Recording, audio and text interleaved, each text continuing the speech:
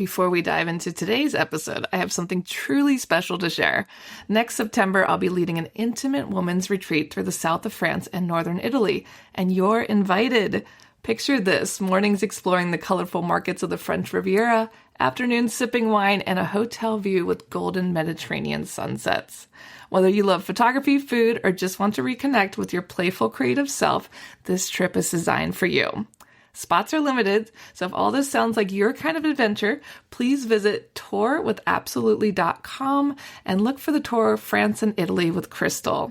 You can also send me a message or check out the show notes.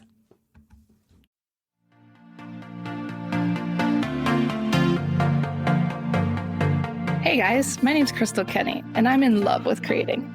All things artistic and imagination involved. I'm an American girl who chased her creative dreams all the way to Paris, France, making a living using photography. This podcast takes you inside the stories of all the artsy folks I've met along the way and gives you that extra push to discover your creative gifts. The desire to create is deeply inside each and every one of us, and I give you the tools and inspiration to find a new way of living a more creative life.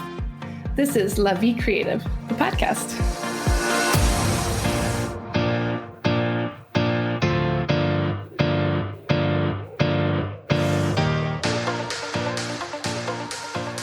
Today on the show, I speak with Barbara of Sensi Atelier's Arts Essence.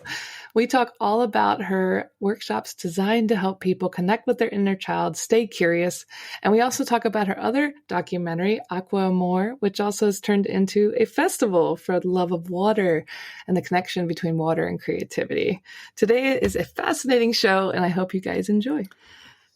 So welcome to the show, Barbara. How are you today? Thank you. I'm actually fine. Well, inspired by the autumn and the autumn leaves. Yeah, it's beautiful in Paris right now. And you just had a gorgeous countryside little workshop too. So that was probably nice too. True. Yeah, it was really awesome. Just an hour out of Paris, immersed in the beauty of nature. We were 14 women exploring creativity together. I love that. That's what it's all about, is bringing people together. But I wanted to talk a little bit more about what you do. Can you explain to us Sensi Atelier Arts Essence? So tell me about your company. Yeah, thank you. I actually created Sensi, which is an Italian name, although I live in France, over than 20 years ago, because I was coming from the world of, big companies, where people get a little bit lost in the routine, and sometimes it can be really stressful. And I needed myself to find inspiration. And what inspires me a lot is art and nature. So I thought, why shouldn't I create something where I could bring some experience for managers, leaders, people that work in company, have no time, to go and see a little bit and explore. And then I could set up like workshops so that they could have not only a great time in creating and connecting together, but they could explore different things, sort of like painting, sculpture, theater, acting, and singing. But the idea was to not just give a time to have fun, but to make connection with actually what the company is going through with their specific objectives. Sometimes you have like companies that are buying other companies, new people coming in. They have to really kind of be able to work together. And the fantastic things about doing a workshop like in art is that at least for the time of the workshop, you're so concentrated like in the objective of doing the artwork that you forget exactly to behave like you usually do in a company. Oh, I'm dealing with the marketing director, the finance director, and so on. You connect as a human to human relationship. And this can make a very strong difference when you work in company, because you can build trust and you can build, and especially you can do this if you're actually making a art piece together. Because once you've been going through a journey like singing together or dancing together, it's like you're leaving all these barriers and opening up your heart to the people and connecting in a true and authentic way. And this is actually what I really enjoy. Yeah, it's truly special. And I would imagine working with like corporate people, like, can they sometimes be a little hesitant? Be like, you want me to do what? You want me to sing? You want me to act? Like, are they comfortable with that? Do you have to ease them in? Well, this is a very, very good question because most of my clients, I mean, they're big corporation, and as much as they can be curious and interested, they can get really scared of, oh my God, are you sure this is going to work? And I'm like, just trust me. I've done this a lot of times.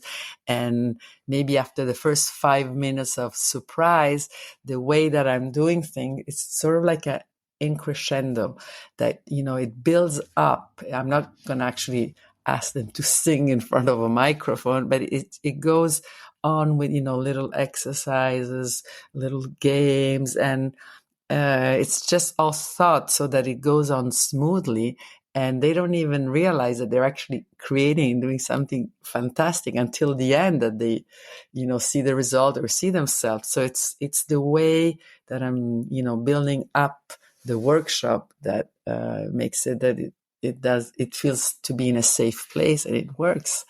It works. Believe me. I even brought some leaders to do actually like a musical, and some people at the end when, they do sort of like a feedback of how they felt and how things went, they're like, oh my God, if I'm going to tell my wife tonight that I was actually dancing and singing, I mean, she would not believe me, because they do in the end do something that takes them out of their comfort zone and out of the box, but it's just done in such a smooth way that they don't realize it. It's like a game, they connect again to their soul of kids that we all have, that we have forgotten, that we have this wonderful, precious gem, which is our creativity. And this is how we were born. We're just not enough using it and exploring it. Yeah, I couldn't agree more. I feel like it's so important and to connect with that inner child, and especially in a corporate world that can be very hard to do because you just get so stuck in the treadmill of life, the hamster wheel as we call it. Exactly, the hamster So wheel. And I, how I, do I you felt yeah. that suffering of people, and this was really what brought me to, because other than the creativity, what I feel that art and creativity gives you is this like happiness. It's I think it would be the best cure. You were talking about stress. It's the best anti-depression, anti-stress thing I've ever seen is creativity and art. Actually the act of creating something. It's so satisfying that it makes you feel good and happy. I completely agree. And we all need to get back to it. I think people get caught up in being good at creativity. It's like, it's not about being good at it. It's Mm-hmm. about just getting out of our head and dropping back into our hearts. And if we can keep our hands busy and our bodies busy, then we can kind of get out of our heads. Totally true. And so how do you tailor workshops for different teams, like a creative team versus a finance team? Is there different things that you do? So actually what I do first, I would ask, the client, what is their aim, and, what, who is coming to the workshop, what are they trying to build? Is there a specific connection? I mean, what the company is doing. So I try to propose something that makes sense, to what they're trying to achieve. But sometimes it's really nice also to dare to do something that they wouldn't do. For example, I remember proposing to this company which hadn't seen the crisis coming along, and they were just like almost collapsing, and they wanted to do a seminar with the top management to kind of find together how could they come out of the crisis. So this was a big and very important and serious seminar. And we're talking about leaders that work together, but sometimes they can be also in a conflictual way, especially when things don't work that well as they should. So I remember gathering these 10 top leaders around the workshop of doing a sculpture. They had just a model, a woman posing like in a real artist studio, like Rodin used to do, I mean, they have this model posing, and then they had a block of, how do you say, Creta clay, Yeah, clay. in front of it, all the same block. And they had each one to reproduce what they saw. Of course, I do this with, professional artists who are also there to kind of, help them and explain them how to do it. But what the point is that each one tried to produce something, and then they looked at each other at the end, and each one had their own way of doing it. So it was like already, okay, I can give birth to something I never done, and it's my and unique. And this was the first step, how to look at something. We're looking at the same thing, but we all see it in a different way, and it's actually proven because in front of us, we have represented the same thing. In this time was the object, the model, in a totally different way. And it's very moving to see already that, we don't see exactly the same thing, and we can interpret it. But then we did a second part. So this was the first part, and it was very important because they had to share a little bit to each other, how they felt, and, also the difficult part of it, and, what they thought about their own sculpture and so on. And this opened up also their heart. But then the second step was now using the clay. They had to gather in groups this time, because in companies you have to work together. You can't work alone. They had using the clay to build up something that showed the ideas that they had to get out of the crisis. And they did it, as if you're a kid, you might be playing with Legos, but this was with the clay, and it was even better because sometimes, Lego, it's just blocks building one to the other, right? But this with the clay, you can get some round shapes and different shapes. And they were able to do, it's not about the beauty of what comes out, but it's just a medium to express something. So in this kind of gamish way, they were able to share some pretty important things, ideas, objective, and this is the magic of this workshop, Yeah, definitely. That kind of brings me to my next question is how does sensory work translate into measurable business outcomes like collaboration, retention, innovation? Like I'm sure these like leaders want to say, okay, what are we getting out of this? Or how do we measure, what we're doing here?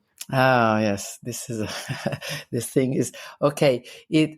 How you measure it's, for example, if you're looking at new ideas, it's the fact that, how many ideas you found at the end, and what people say also on how did the workshop work. I always have a little evaluation that I give at the end of the workshop, depending if it's just, for example, if their objective is make people better mix together, know each other better, co-create something. Like, for example, if you're changing your brand identity, and then you might want to do a creative work. So it's about, it's a little questionnaire, but then the people can, express what they really learned about the workshop, how they felt, and how did they think that they maybe came out with something more. So, depending on the objective, we can measure it in this way. Of course, it's small steps, it will not be a revolution on how would people continue to be open-minded and work better together. But usually what happens, we do this workshop, and after there's a working seminary, and they can feel immediately that they work better. because when you have danced with someone before or done some creativity, you're just you trust better. You're more open. You're open to finding more ideas. So I always tell the client, don't do the workshop at the end of the seminar. Do it in the beginning, because then you build up with it. It's not something like you've worked well and so now you can have fun. That's not the idea. It's let's do some creative work together so that after we can do our work much better. This is the idea. I completely agree. And I think it's obviously proved itself. Hmm. So, for leaders who feel too busy to slow down, what's a 5-minute daily practice you recommend? Oh, that's nice. Well, I think it's what I do, for example, every morning. I mean, I do some creative routine with my body, you know. I do a lot of yoga, but I like also to invent some movements, some poses, and just being grateful with your body, thanking your feet, your just looking, for example, at each finger and, saying a little thank you and observing it, how it moves, maybe moves like a little butterfly. Your hands, they can move like ants, just looking at also how you can move your feet, your body. You don't need to do like incredible things. If you have just 5 minutes of thanking each part of the body and trying to take a look at it differently is already a way to connect with this body that we never look at, especially in this way, and being really here in the moment. And I know it might sound strange, but it works. Yeah, definitely. It feels silly, but just give it a try, guys. Yes, yes. And no, nothing is silly, because we need to thank really our body, our mind, and our soul. And we don't do that enough. We're too much towards, how do we appear to others, just looking all the outside, but not enough connection with our inside. So this could be just a fun way to slow down. Definitely. I completely agree. And that comes back to like connecting with your inner child. Are there any ways to like fast track that, to connect with that inner child, to stop caring so much about what other people think? Yeah, well, another thing that I like is, and I do this often, I like, of course, to look at the clouds, how they move. I like when I drink coffee to look at the drops that are designed on my cups. I like to even look at the shadows, or the space in between the object. This is a fantastic practice that kids used to do. Kids, always do, and they work a lot with their imagination. That just starting from the sensory and the shapes, from the smell, from the touch, from looking. And, we're so aggressed in many ways with the vision, with information and images of advertising. But sometimes we don't look in a different way. When you look like water, how the drops. Right now it's autumn, right? And I was just admiring how some leaves fall on the water and they change, the way water moves. And it's fascinating. Yeah, it's all about being in the moment. And as children, we're discovering the world. So we're forced to examine things constantly. But as adults, we kind of stop doing that. So, Exactly. looking for something in the moment really connects you to yourself. Yeah. And actually, what I cherish the most is, and because I'm also a trainer in creativity for other companies, I'm always telling the people to connect to their dreams. And this is like a fantastic way to be motivated every day. Don't forget your real dreams, what you have, and you can always take some time to go back to your dreams and try to make them be alive. And so I was actually almost now 6 or 7 years ago that I was able to to realize the dream of doing a world tour, and I had to take a break from my company and from other things to pursue this dream. But I'm so happy I did it when I went for this world tour on the topic of water, aquamour, which actually leads to the topic of creativity. Did you know that water is the element of creativity? I had no idea. I know about this thing you created because Barbara told me, but tell us more about aquamour. It's a fascinating subject. Well, aquamour, it's a word that I invented to talk about aqua in Latin is water, amour in French is love. Because myself and my partner were both attracted to the element of water. He's from Brittany, Stefan, and so he's connected more to the ocean, the energy of the ocean, and I'm connected more to the Mediterranean. I'm from Italy, the island of Elba, and we thought, okay, we have both this dream of doing a world tour, but why just doing a world tour? Why not doing a world tour with a topic? And we decided to do it on water, not only because we're very much connected to this element, but also because we knew that water is a very important issue for the planet. We're actually each of us is made about 80% of water. So are the plants, the animals, and without water, there's no life. So when I grew up as a child on this island, there were many times that there were not water, and I knew how important it is when you don't have water. I mean, it's kind of scary. But what we were looking for especially is trying to see how other cultures relate to the topic of water, and if there are people doing something in this world to protect, to celebrate, to honor, to care for water, because we wanted to show examples and inspire people around the world on how to relate with water. So we actually left on this world tour in 2019, way before the pandemic, thank God. And then we met some people around the world that we interviewed, and we were able to do 8 months of travel before we got caught up with the pandemic, actually in Argentina. But this time that we're locked down, we used it to make this film documentary, to edit it.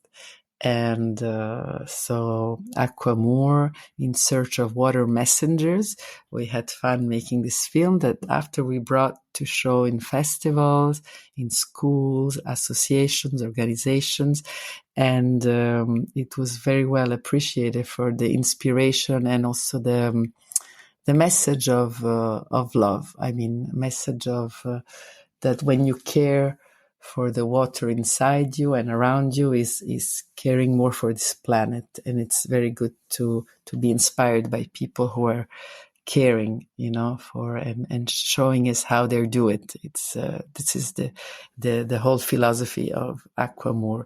Be inspired by other and become yourself an aqua messenger, a water messenger that gives a good example. It could be in everyday life. So from there, we were encouraged to show this film around, and actually something magic happened, because this is the magic of creativity. You can start a momentum, but you don't know what it leads to. And it was actually in the island of Elba in Tuscany, where we go every summer, that we showed this film during the pandemic, and we showed it in an open-air museum. And the person said, "Oh, well, we should, as soon as the pandemic ends, we should invite many people." And I thought there was a great opportunity to go beyond the film, and why not create a festival on the theme of water? And so we did. We created a 10 days festival with workshops, which is something I knew perfectly how to do, but with the theme of water, with activities, with conference, with concerts, with different experiences. And we did a 10-day festival in 2022, which ended to be a fantastic moment of people, coming from all over the places to participate. And then with the magic of meetings and encounters, we had the opportunity this year, 2025, to do a beautiful festival in Venice, the city of water and love.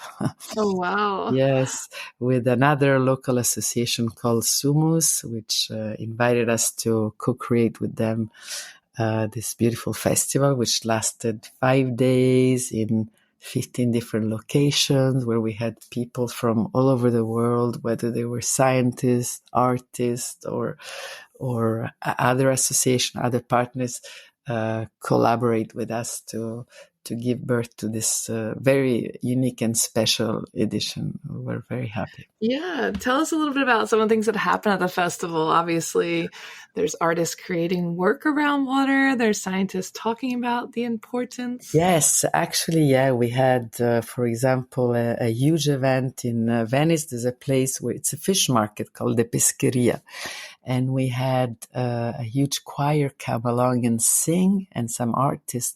But the event was having people sing with the choir, and that was a lot of fun because it became and all the songs were about water songs from different corners of the world. A local Venetian song, some English song, Italian, French song. And so that was a main huge event that connected us together through the waves of music. You know, you have the waves of water, waves of love, waves of music.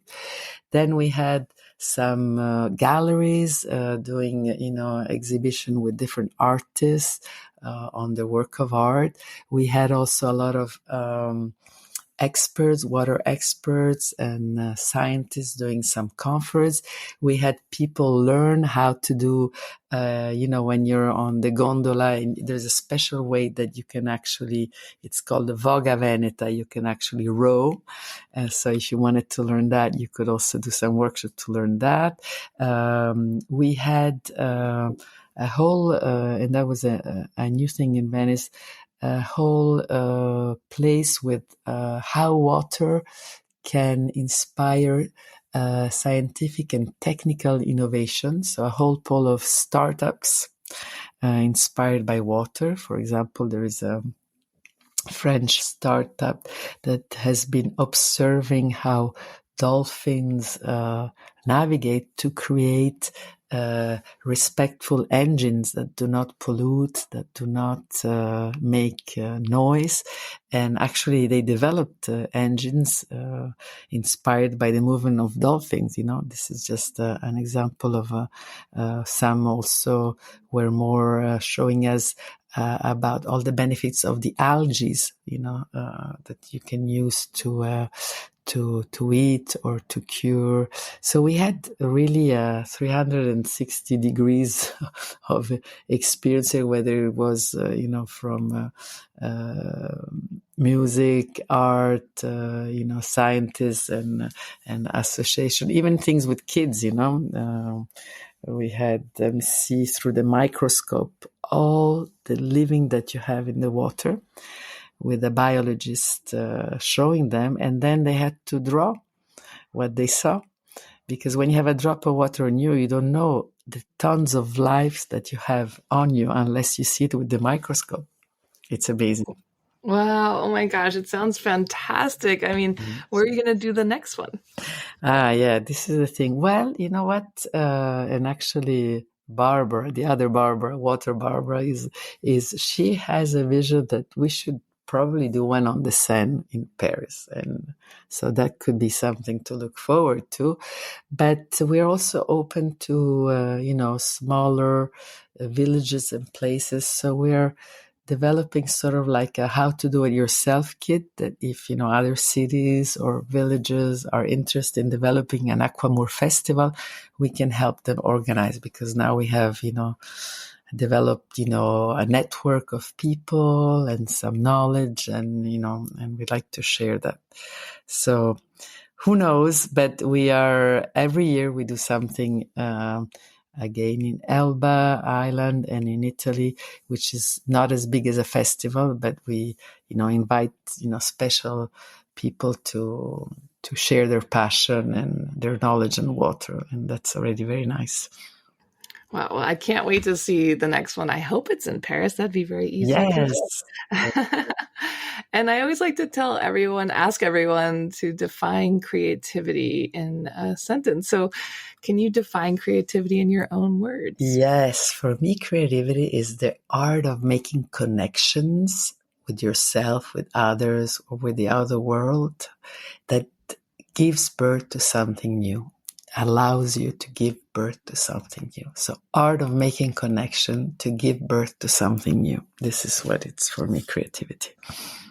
Well, I think that is a beautiful note to end on. And where can people connect with you, pick up your book a workshop, learn about Aqua Amor? Tell us where people can connect. Yeah, thank you very well. The easiest way could be already on LinkedIn with Barbara Albasio or Sensi Atelier or Aqua Amor or Creative Attitude. But I'm also, with on Instagram with Aqua Amor and on Instagram with Sensi Atelier and Facebook. So it's quite easy, Perfect. Yes, Well, yes. thank you so much. We'll share all that in the show notes as well. Yeah. And I can't wait to see what you'll do next. Thank you very much. It was really great to meet you. What I can tell people, the best thing is always to open up to the unknown every day as a curiosity, and develop your curiosity as a child. This is fun. It gives you this creative attitude. I think it's a great advice. That's what life is all about. Stay curious, people. Exactly.